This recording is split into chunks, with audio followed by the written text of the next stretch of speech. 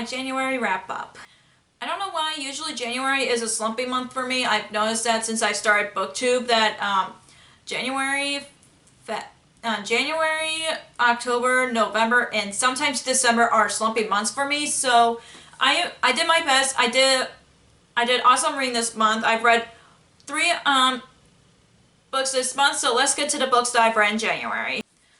So the first book that I've read in January is Sorcery for Beginners by Matt Hall and Anthea Whitmore. It's about a boy who bought us a book that's called Sorcery for Beginners, and then he goes on an adventure from there. I really enjoyed it. I really liked the characters, and also what I really like about this book that there's illustrations inside. Like, let me see if I can find another one. Like illustrations of different characters in there. I really enjoyed that, and then this reminds me of The Never Ending Story a bit, even though the plot of it was like the opposite. But I did really enjoy this. I definitely want to read the sequel. My only problem was it took me like maybe 2 weeks to finish this. I don't know. It was like when I was not sure what I want to read in January, because I spend like the first 3 days of the month not knowing what I want to read for 2020, but I still enjoy this regardless, and I give this 4 out of 5 stars. The next book that I've read in January is Serpent and Dove by Shelby Moran. I can't pronounce the author's last name, and I apologize for that, but it's about a girl who's a witch who ends up marrying a witch hunter under arranged marriage, but he doesn't know that she's a witch. And oh my gosh, I love this book so much. This is definitely 5 out of 5 stars for me.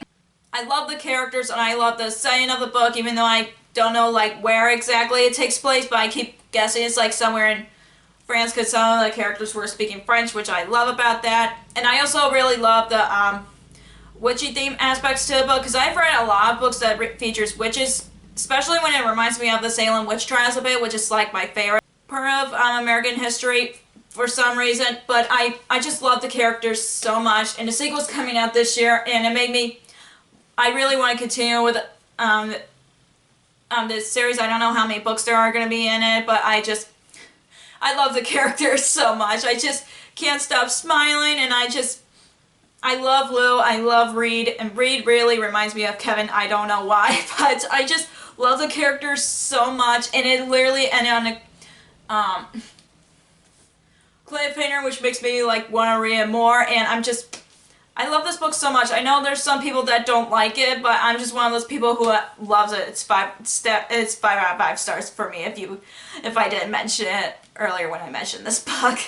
The last book that I've read in January is The Night Country by Melissa Albert. This is a sequel to The Hazelwood. If you haven't read The Hazelwood is about a girl whose grandmother just died, and she's the author of different fairy tales, and her mother goes missing, and she has to find her mother. This is the continuation of The Hazelwoods. I did enjoy it, but I'm very disappointed about this book. I literally read it in 2 days, and I was so confused on what was going on. There were a lot of things that happened that just came out of nowhere, and I'm really happy to see the characters again, but it's just, with this book specifically, it's just